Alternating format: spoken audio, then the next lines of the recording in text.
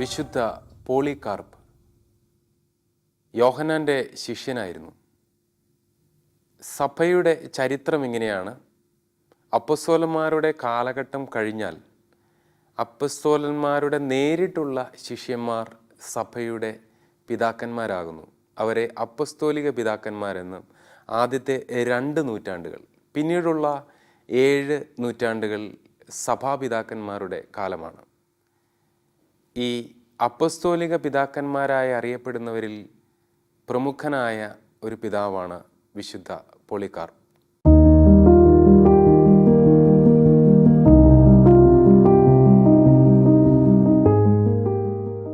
വിശുദ്ധ ഇഗ്നേഷ്യസും വിശുദ്ധ ക്ലെമൻറ്റും വിശുദ്ധ പോളികാർപ്പുമൊക്കെ അപ്പസ്തോലിക പിതാക്കന്മാർ എന്നറിയപ്പെടുന്നു.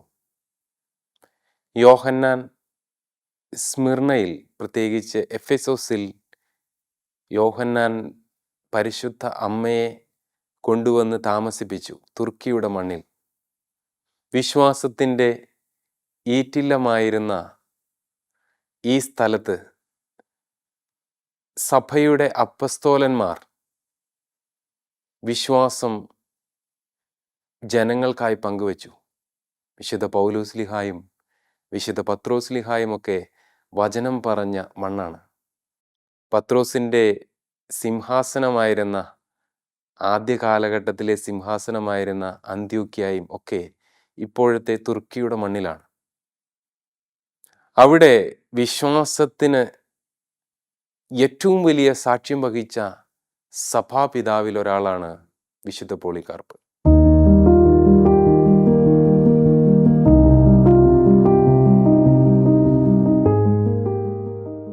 സഭയുടെ ചരിത്രത്തിൽ ആദ്യമായി കൃത്യമായി രേഖപ്പെടുത്തിയിരിക്കുന്നത് വിശുദ്ധ പോളികാർപ്പിൻ്റെ രക്തസാക്ഷിത്വ നിമിഷങ്ങളാണ്.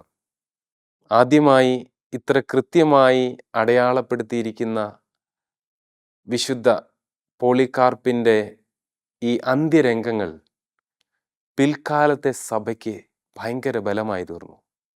യോഹന്നാൻ്റെ ശിഷ്യനായ പോളികാർപ്പിൻ്റെ ശിഷ്യൻ ഇരേണിവൂസ്, അദ്ദേഹമാണ് തിരുസഭയ്ക്ക് കൃത്യമായ അപ്പസ്തോലിക പ്രബോധനങ്ങൾ നൽകുക. പിൽക്കാലത്ത് നടന്ന സഭയുടെ സൂനകദോസുകൾ, സഭയുടെ ചർച്ചകളൊക്കെയും ഈ സഭാപിതാക്കന്മാർ പറഞ്ഞിട്ടുള്ള കാര്യങ്ങളെ മുൻനിർത്തിയാണ്. കാരണം വിശുദ്ധ പോളികാർപ്പ് പലപ്പോഴും സ്വന്തമായി ഒന്നും പറയുകയോ എഴുതുകയോ അധികമായി ചെയ്തിട്ടില്ലെങ്കിലും വിശുദ്ധ യോഹന്നാൻ ശ്ലീഹായുടെ ശിഷ്യൻ എന്ന നിലയിൽ അദ്ദേഹത്തിൽ നിന്ന് നേരിട്ട് കേട്ട കാര്യങ്ങൾ സഭയ്ക്ക് വേണ്ടി അടയാളപ്പെടുത്തിയിട്ടുള്ള ആളാണ്.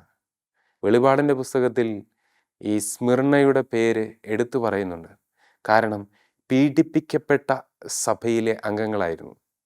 തീർച്ചയായിട്ടും ആദിമസഭ ജെറുസലേമിൽ നിന്ന് ഈ തുർക്കിയുടെ മണ്ണിൽ അഭയപ്പെട്ടത്, അന്നത്തെ കോൺസ്റ്റാന്റിനോപ്പിളിൻ്റെ മണ്ണിൽ അഭയപ്പെട്ടത് വലിയ പീഡനത്തെ ചൊല്ലിയാണ്. അവിടെ പോയിട്ടുള്ളവർക്കറിയാം, പരിശുദ്ധ അമ്മയുടെ വീടൊക്കെ യോഹന്നാൻ അമ്മയെ കൊണ്ടുപോയി ഒളിപ്പിച്ച് താമസിപ്പിക്കുക, കാതറിൻ എമറിച്ചിലൂടെ വെളിപ്പെടുത്തി കിട്ടുക. ആ ഭവനമൊക്കെ വലിയ ഒരു മലയുടെ മുകളിലാണ്.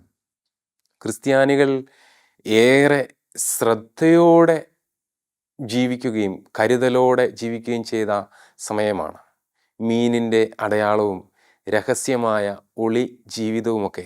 കാരണം അവർ സാമൂഹിക വിരുദ്ധരാണ് എന്നും സീസറിനെ ദൈവമായി ഏറ്റു പറയുന്നില്ല എന്നും അവരൊരിക്കലും ആ കാലഘട്ടത്തിലെ മറ്റു മതസ്ഥരുടെ ജീവിതക്രമങ്ങളുമായി ഇണങ്ങിച്ചേർന്ന് പോകുന്നവരല്ല എന്നും ചില നിലപാടുകളുള്ളവരാണ് എന്നുള്ളതും തീർച്ചയായും ആ കാലഘട്ടത്തിലെ അധികാരത്തെ വല്ലാതെ പ്രകോപിപ്പിച്ചിരുന്നു. അധികാരികൾ അതുകൊണ്ട് തന്നെ ക്രിസ്ത്യാനികൾ ആണ് എന്നുള്ള ഒറ്റ കാരണത്താൽ അനേകരെ കൊന്നൊടുക്കിയിരുന്ന സമയത്താണ് വിശുദ്ധ പോളികാർപ്പ് മെത്രാനായിരിക്കുക.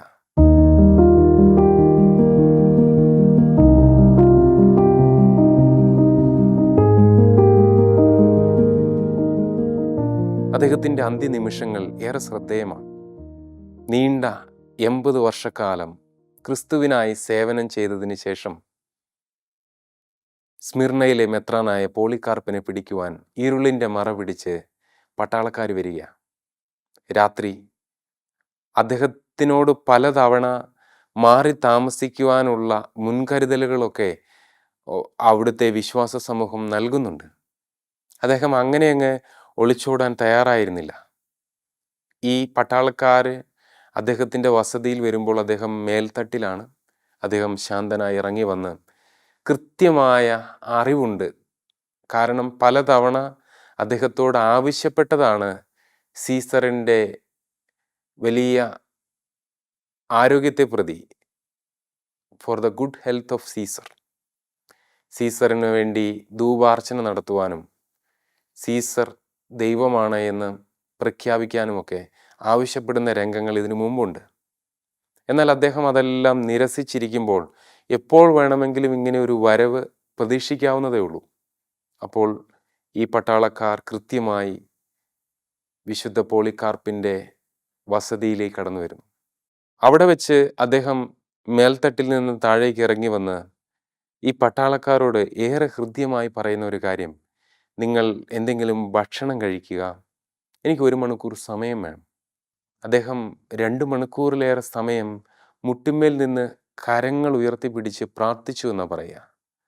ഒരു സഭാപിതാവിൻ്റെ ഏറ്റവും വലിയ ധർമ്മം എന്ന് പറയുക അദ്ദേഹത്തെ ഭരമേൽപ്പിച്ച വിശ്വാസ സമൂഹത്തിന് വേണ്ടി കർത്താവിൻ്റെ മുമ്പിൽ കരമുയർത്തി പ്രാർത്ഥിക്കുക എന്നുള്ളതാണ് എന്ന് വിശുദ്ധ പോളികാർപ്പിന് നല്ല നിശ്ചയമുണ്ടായിരുന്നു. അദ്ദേഹം ഇങ്ങനെ കരങ്ങൾ ഉയർത്തി പ്രാർത്ഥിച്ചു, കർത്താവേ, നീ എന്നെ ഭരമേൽപ്പിച്ച് ഈ ജനത്തെ കഴിഞ്ഞ കാലങ്ങളിൽ ഒരു അജപാലകൻ എന്നുള്ള നിലയിൽ ഞാൻ വഴി നടത്തിയതിലുണ്ടായ കുറവുകൾ നീ എന്നോട് ക്ഷമിക്കണമേ. ഈ ജനത്തിൻ്റെ മേൽ കരുണയായിരിക്കണമേ. ഇവരെ അങ്ങ് അനുഗ്രഹിക്കണമേ. അങ്ങനെ ജനത്തിനു വേണ്ടിയും തിരുസഭയ്ക്ക് വേണ്ടിയും അദ്ദേഹത്തെ അജപാലന ദൗത്യമേൽപ്പിച്ചുകൊണ്ട് അദ്ദേഹത്തിൻ്റെ സംരക്ഷണയിലായിരിക്കുന്ന എല്ലാ ആത്മാക്കളെയും ദൈവത്തിൻ്റെ കരങ്ങളിൽ സമർപ്പിച്ചുകൊണ്ട് കൊല്ലപ്പെടാൻ പോകുന്ന കുഞ്ഞാടിനെ പോലെ പ്രൗഢഗംഭീരമായി അദ്ദേഹം ഈ പട്ടാളക്കാരുടെ കൂടെ നടക്കുകയാണ്. അദ്ദേഹത്തിൻ്റെ പീഡന സമയം അടുത്തു വരുന്നു. ചിത കൂട്ടിയിരിക്കുന്നു. അദ്ദേഹത്തെ ഇപ്പോൾ തന്നെ വലിയ അഗ്നിയുടെ നടുവിലേക്ക് കയറ്റി നിർത്താൻ പോവുകയാണ്.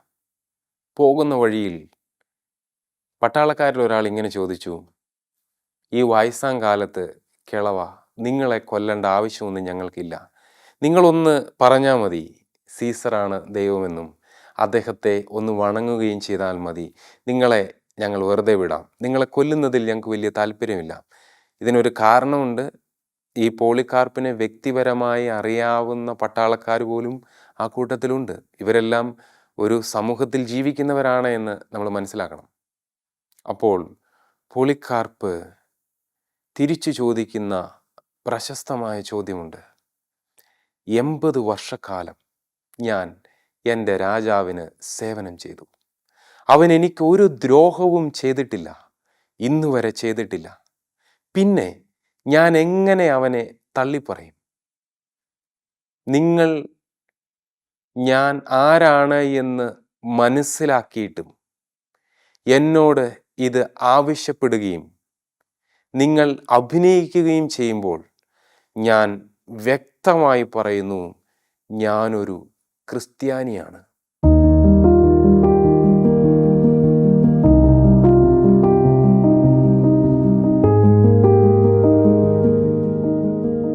പ്രിയപ്പെട്ടവരെ, കൊലക്കളത്തിൻ്റെ മുമ്പിൽ നിന്ന് ഞാനൊരു ക്രിസ്ത്യാനിയാണ് എന്ന് വിളിച്ചു പറയാനുള്ള ഒരു ആർജവം ആദിമസഭയ്ക്കുണ്ടായിരുന്നു.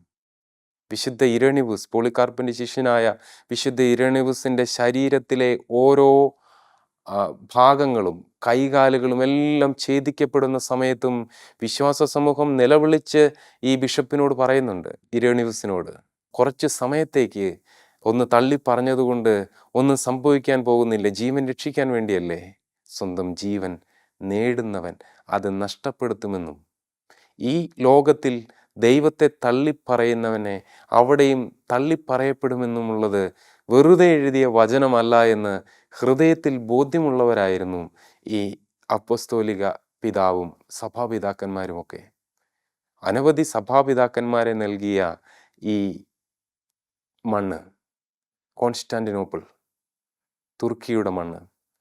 അവിടെ ഇദ്ദേഹം രക്തസാക്ഷിയാകാൻ മുന്നോട്ട് നിൽക്കുകയാണ്.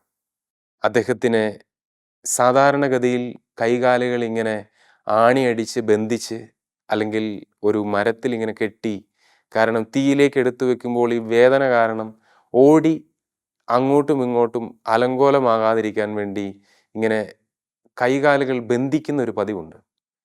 പട്ടാളക്കാർ അദ്ദേഹത്തെ ബന്ധിക്കാനായി മുന്നോട്ട് വന്നപ്പോൾ പറഞ്ഞു, എനിക്ക് ഈ തീ സഹിക്കാവുന്നതേ ഉള്ളൂ.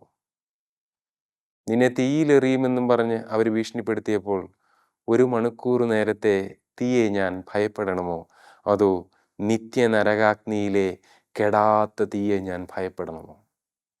അദ്ദേഹം പറഞ്ഞു, എനിക്ക് നിങ്ങൾ ഈ കെട്ടുന്ന കെട്ടിൻ്റെ ഒന്നും ആവശ്യമില്ല.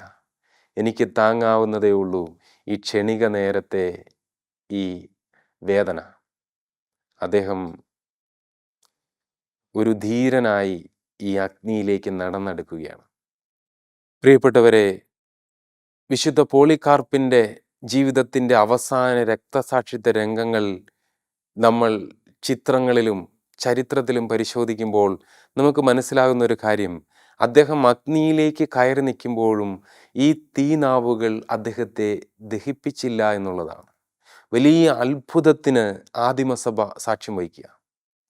അങ്ങനെ ചുറ്റി നിന്നിരുന്ന പടയാളികൾ അസ്വസ്ഥരാകുന്നു. ഏറെ നേരം ഈ തീക്കകത്ത് നിന്നിട്ടും അദ്ദേഹത്തിൻ്റെ ശരീരത്തിനൊന്നും സംഭവിക്കുന്നില്ല. അവസാനം അരികിൽ നിന്ന ഒരു പട്ടാളക്കാരൻ അദ്ദേഹത്തിൻ്റെ ഹൃദയത്തിലേക്ക് കഠാര ആഴ്ന്ന് ഇറക്കിയാണ് അദ്ദേഹത്തെ കൊല ചെയ്യുക. അദ്ദേഹത്തിൻ്റെ ചോര ഒഴുകി വീണ് ഈ തീ കെട്ടു എന്നാണ് ആ ചരിത്രം പറയുക. പിന്നീട് അദ്ദേഹത്തിൻ്റെ മൃതശരീരം ഈ വിശ്വാസികൾ വലിയ നിധി പോലെ എടുത്തുകൊണ്ട് പോകാൻ നിൽക്കുന്നത് കണ്ട് അതിൽ കോപം പൂണ്ട് ഈ പടയാളികൾ അത് വീണ്ടും ദഹിപ്പിച്ചു എന്ന് പറയാം. എങ്കിലും അദ്ദേഹത്തിൻ്റെ അസ്ഥികൾ അവർക്ക് കിട്ടുകയും അത് പിൽക്കാലത്ത് സൂക്ഷിക്കപ്പെടുകയും ചെയ്തു.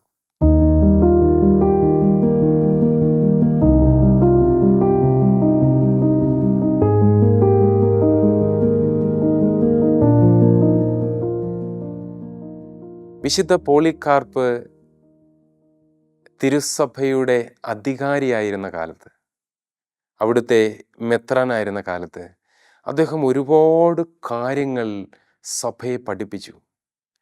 കുഞ്ഞുനാളിൽ ഈശോയെ നേരിട്ട് ഒരു ബാലനായിരിക്കുന്ന കാലത്ത് കണ്ടിട്ടുണ്ട് എന്ന് ചരിത്രം പറയുന്നു. വിശുദ്ധ യോഹന്നാൻ ശ്ലീഹായുടെ ശിഷ്യൻ എന്നുള്ള നിലയിൽ പരിശുദ്ധ വചനവുമായി ഏറെ ചേർന്ന് നിന്നിരുന്ന അപ്പസ്തോലിക പിതാവായിരുന്നു വിശുദ്ധ പോളികാർപ്പ്. അദ്ദേഹം നൽകിയ പ്രബോധനങ്ങളിൽ ഏറെ ശ്രദ്ധേയമായ പ്രബോധനം വൈദികർക്ക് വേണ്ടി അദ്ദേഹം നൽകിയ ചില കാര്യങ്ങളാണ്. ഒരിക്കലും ഒരു പക്ഷപാതം കാണിക്കുകയോ വിധവകളോ അനാഥരോ ആയിട്ടുള്ളവരോട് ഏതെങ്കിലും തരത്തിലുള്ള അനാദരവ് കാണിക്കുകയോ മറ്റുള്ളവരുടെ തരത്തിൽ മുൻപിൽ ബഹുമാന്യമല്ലാത്ത രീതിയിൽ പെരുമാറുകയോ ചെയ്യാൻ പാടില്ല എന്ന് അദ്ദേഹം വൈദികരോട് പ്രത്യേകമായി നിർദ്ദേശിച്ചു. വൈദികൻ ഒരിക്കലും കോപത്തോടുകൂടി പെരുമാറരുത് എന്നും മറ്റുള്ളവരുടെ കുറ്റങ്ങൾ കേൾക്കുമ്പോൾ അത് എളുപ്പത്തിൽ വിശ്വസിക്കരുത് എന്നും എല്ലാവരോടും സ്നേഹത്തോടും ഒരു അനുഭാവത്തോടു കൂടിയും പെരുമാറണമെന്നുമൊക്കെ അദ്ദേഹം പറഞ്ഞു വയ്ക്കുകയാണ്.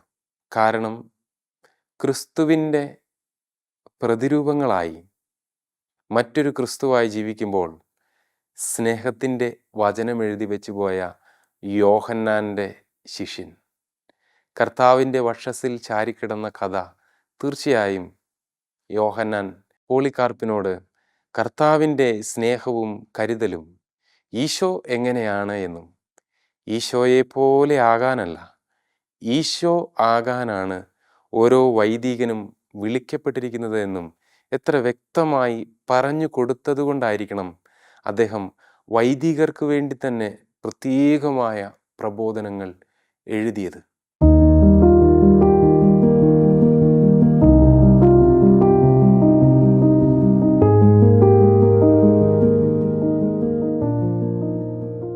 ക്രിസ്തുവർഷം 107 ആണ്ടിൽ അന്ത്യോക്യായിലെ പിതാവായിരുന്ന ഇഗ്നേഷ്യസ്, അദ്ദേഹവും ഒരു അപ്പസ്തോലിക പിതാവാണ്, യോഹന്നാൻ്റെ ശിഷ്യനാണ്.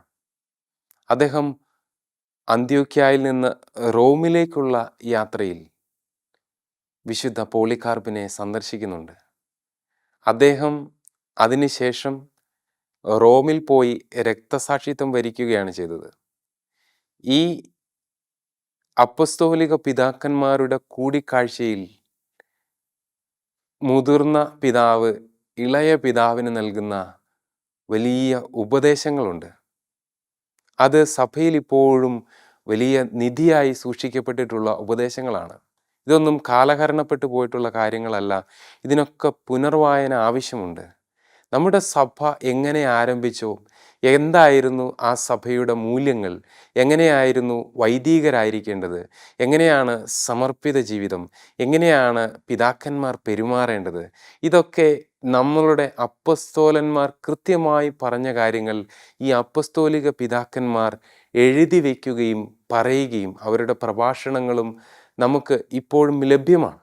വിശുദ്ധ ഇഗ്നേഷ്യസ് പോളികാർപ്പിന് എഴുതിയ കത്ത് പാസ്റ്ററൽ ഡ്യൂട്ടീസ് എന്ന പേരിലാണ് അറിയപ്പെടുക. അജപാലന ദൗത്യങ്ങൾ, എങ്ങനെയാണ് അജപാലന രംഗത്ത് പെരുമാറേണ്ടത് എന്നുള്ളത്. അപ്പസ്തോലന്മാരുടെ ആ ഒരു തീഷ്ണത അപ്പസ്തോലിക സഭയിൽ എപ്പോഴും ഉണ്ടായിരിക്കുക തന്നെ വേണം.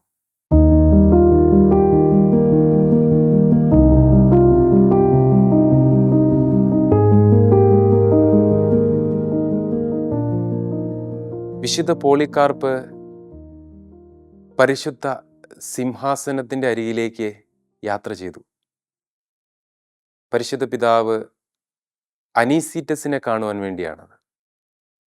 കാരണം അന്നത്തെ അന്ത്യോക്യായിലെയും സ്മിർണയിലെയും ഈ കോൺസ്റ്റാന്റിനോപ്പിളിലെ, ഇപ്പോഴത്തെ തുർക്കിയുടെ സ്ഥലങ്ങളിലെ പൗരസ്ത്യ പാശ്ചാത്യ സഭകളിൽ ഉണ്ടായിരുന്ന ചില വിള്ളലുകൾ, ചില പ്രബോധനത്തിലും ചില ആത്മീയമായിട്ടുള്ള നിലപാടുകളിലും ഒക്കെ ഉണ്ടായിരുന്ന വ്യത്യാസങ്ങൾ കുറയ്ക്കുന്നതിനായി വിശുദ്ധ പോളികാർപ്പ് പരിശുദ്ധ പിതാവിനെ കാണുവാനായി റോമിലേക്ക് പോവുകയാണ്.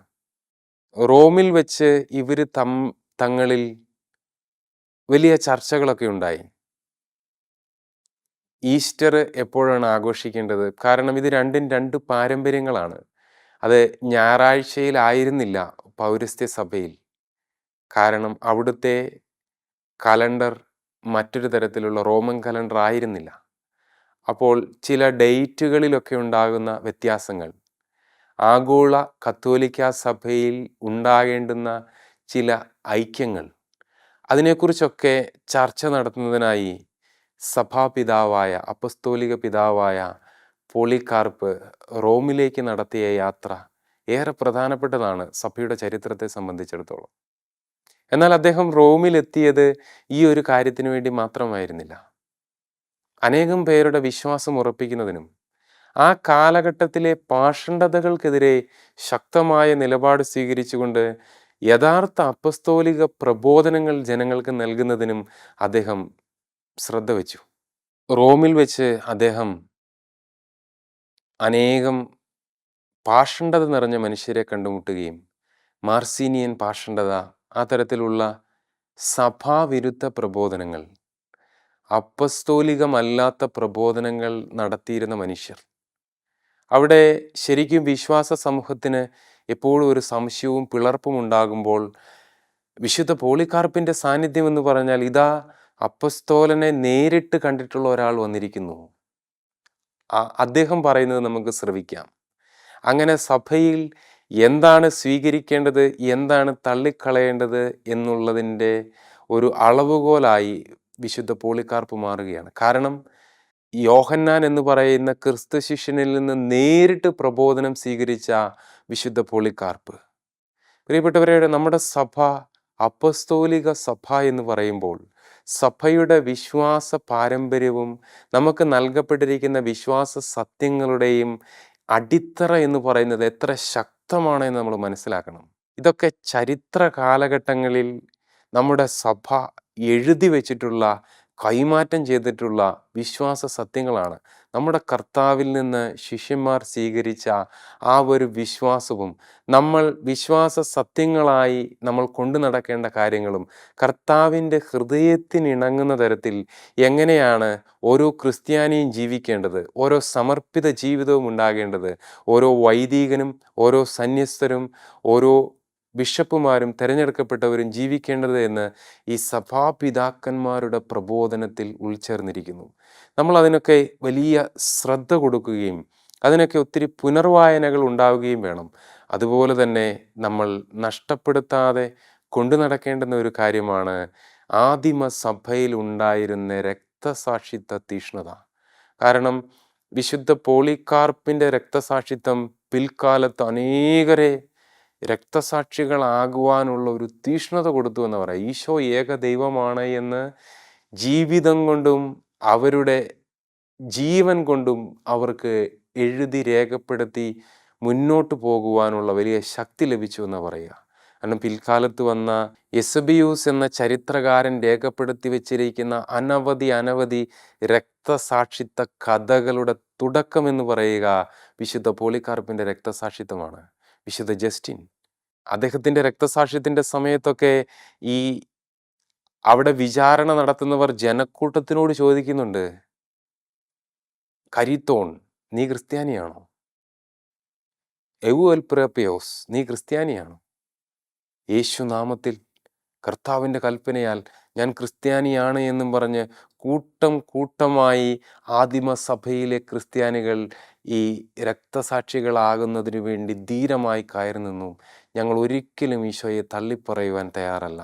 അപ്പോൾ നമ്മൾ കൃത്യമായി മനസ്സിലാക്കേണ്ട ഒരു കാര്യം, നമ്മൾ സാമൂഹികവൽക്കരണത്തിൻ്റെ മറപിടിച്ചും നമ്മൾ ഈ ലോകത്തിൻ്റെ സുഖജീവിതത്തിനു വേണ്ടി പല കാര്യങ്ങളോടും രമ്യതപ്പെട്ടും നമ്മൾ അപ്പസ്തോലിക പ്രബോധനങ്ങളും നിലപാടുകളും അയച്ചുകൊണ്ട് നമ്മൾ നമ്മളുടെ ഭൗതിക ജീവിതത്തിൻ്റെ സുസ്ഥിരതയ്ക്ക് വേണ്ടി കർത്താവിനെ പരോക്ഷമായോ പ്രത്യക്ഷമായോ തള്ളിപ്പറയുന്ന ഒരു ജീവിതക്രമമാണ് എങ്കിൽ നമ്മൾ സത്യമായും യഥാർത്ഥ ക്രിസ്ത്യാനികളല്ല എന്നുള്ളതിനെക്കുറിച്ച് നമ്മൾ സങ്കടപ്പെടണം. കാരണം യഥാർത്ഥ ക്രിസ്ത്യാനികൾ ആരാണ് എന്ന് ആദിമസഭയിലെ ഈ രക്തസാക്ഷിത്വം നമ്മൾക്ക് കൃത്യമായി പറഞ്ഞു തരുന്നു. പ്രിയപ്പെട്ടവരെ, ശരീരത്തിൽ ജീവിച്ചെങ്കിലും ക്രിസ്തുവിൽ ജീവിച്ച ശിഷ്യന്മാരായിരുന്നു ആദിമസഭയിലെ ക്രിസ്ത്യാനികൾ. അപ്പസ്തോലിക പിതാവായ വിശുദ്ധ പോളികാർപ്പ്, അദ്ദേഹത്തിന് മരണം നേട്ടമായിരുന്നുവെന്ന് മരണസമയത്ത് അദ്ദേഹം കാണിച്ചു കൊടുത്തു. നമ്മൾ എന്തായാലും ഈ ഭൂമിയിൽ നിന്ന് യാത്രയാകണം. ആ സമയം നമ്മളുടെ ബലക്കുറവിൻ്റെ സമയമാകരുത്. ആ സമയം നമ്മൾ വല്ലാതെ അടിഞ്ഞു പോകുന്ന സമയമാകരുത്. ആ സമയം നമ്മൾ ഏറെ സങ്കടപ്പെടുന്ന സമയമാകരുത്. കാരണം ജീവിച്ചത് ക്രിസ്തുവിലാണ് എങ്കിൽ തീർച്ചയായും മരണം നമുക്കൊരു നേട്ടമായിരിക്കും. നമുക്ക് വിശുദ്ധ പോളികാർപ്പിൻ്റെ മാധ്യസ്ഥം യാചിച്ചുകൊണ്ട് പ്രാർത്ഥിക്കാം. യഥാർത്ഥ ക്രിസ്ത്യാനിയായി ജീവിച്ച് ക്രിസ്തുവിന് സാക്ഷ്യം വഹിച്ചുകൊണ്ട് ജീവിതം ക്രിസ്തുവിലായി മുന്നോട്ട് പോകുവാനുള്ള ഒരു കൃപ കർത്താവിൻ്റെ വലിയ ദാസനായ വിശുദ്ധ പോളികാർപ്പെ ഞങ്ങളുടെ ഈ കാലഘട്ടത്തിലെ സഭയ്ക്കും നൽകണമേ.